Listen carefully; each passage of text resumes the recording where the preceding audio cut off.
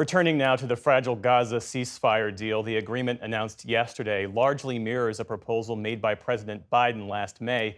In recent days, President-elect Trump's Middle East envoy joined the Biden team in Qatar in a bid to push the deal to completion.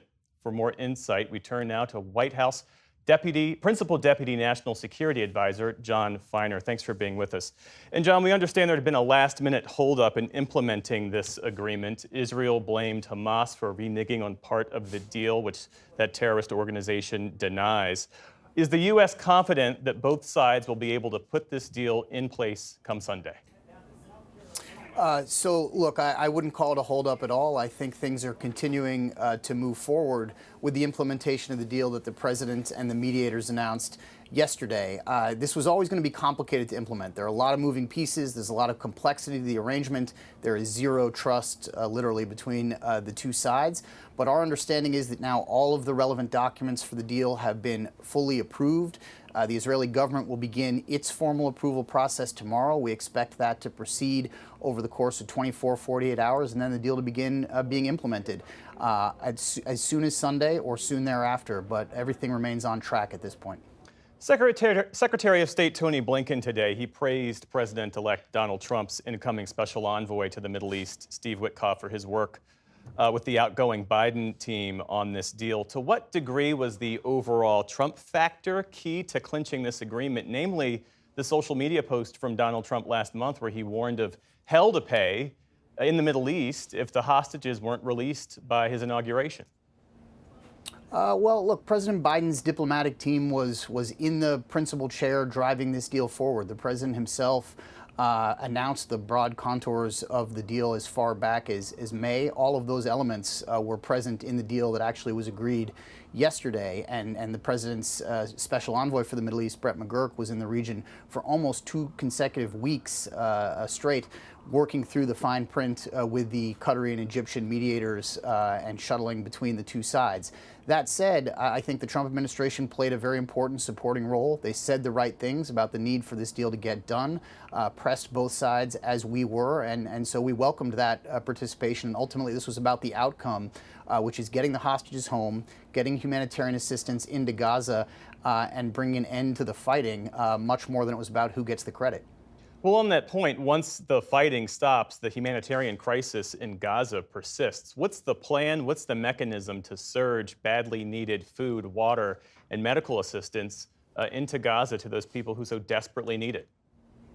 So we have been preparing with the United Nations, World Food Program, other NGOs that provide humanitarian assistance to get ready to fully implement the terms of the deal, which involves 600 trucks a day of assistance surging into Gaza the minute the fighting stops. And we fully expect the humanitarian community to be ready to do that. And that's a very important part of getting things right on the implementation side.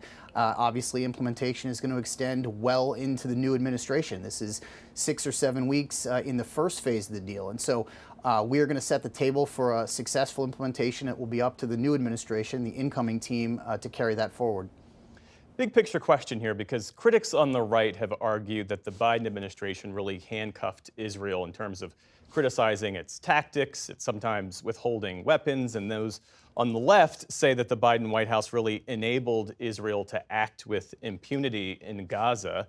Looking back now, would the administration have done anything differently? Well, looking back now, what I see is a strategic environment in the Middle East in which the United States and its key ally, Israel, as well as its other partners in the region, are stronger than they were before October 7th. Their interests are better secured and safer than they were before October 7th, in large part because of the collaboration between the United States and Israel. When Iran sought to strike Israel twice with hundreds of ballistic missiles, it was the United States and a coalition of partners that helped the Israeli Defense Forces defend the country from those attacks. When Israel decimated Hezbollah, it was the United States that backed Israel's willingness and efforts to do that. When Assad, the president of Syria, fell and fled the country, it was the United States' efforts with Israel that weakened Iran and weakened Russia, Assad's 2 main backers, that prevented them from being able to come to his rescue. So Hamas, I think, looked across the region, saw all of its friends and partners in a fundamentally weaker place, and felt like it needed to make a deal. Now, I will not deny that this came at an enormous humanitarian cost. This is something that we have been acutely sensitive to and that we have pressed in every day and every conversation that we have had with Israeli officials to increase the amount of humanitarian assistance going into Gaza. And that is, in many ways, the most important part of this deal, in addition to getting the hostages home, is that there will be a significant increase in relief to people in Gaza who badly need it. Why didn't President Biden push Netanyahu harder or more publicly to curtail the IDF operations and lessen the civilian costs in Gaza?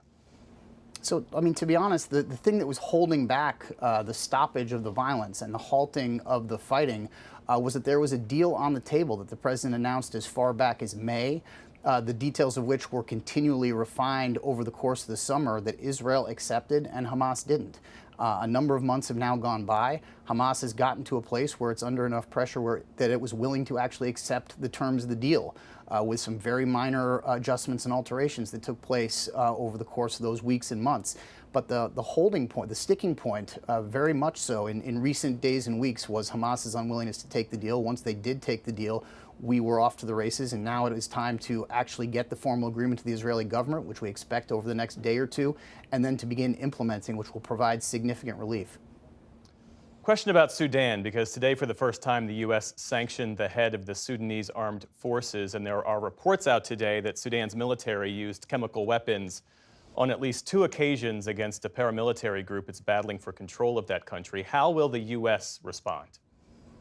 Well, so the United States has now imposed significant sanctions on both sides of this conflict. The Rapid Security Forces, Rapid Support Forces have been sanctioned by the United States and actually designated by the State Department for perpetrating genocide in parts of Sudan. Today, the United States imposed sanctions, as you said, on the Sudanese armed forces for their role in atrocities. What we've got right now is the most acute humanitarian catastrophe anywhere on the planet as a result of this civil war, but you've got two sides who, as of now, do not seem to be interested in stopping the fighting. So the United States is putting pressure on both sides and is trying as hard as we can, along with our partners, to surge humanitarian assistance into Sudan to get some relief to the people. But until either side, one or both, decides they're interested in actually stopping this war, it is going to be very challenging to get the fighting under control. Jon Finer, thanks so much for your time. We appreciate it. Thank you.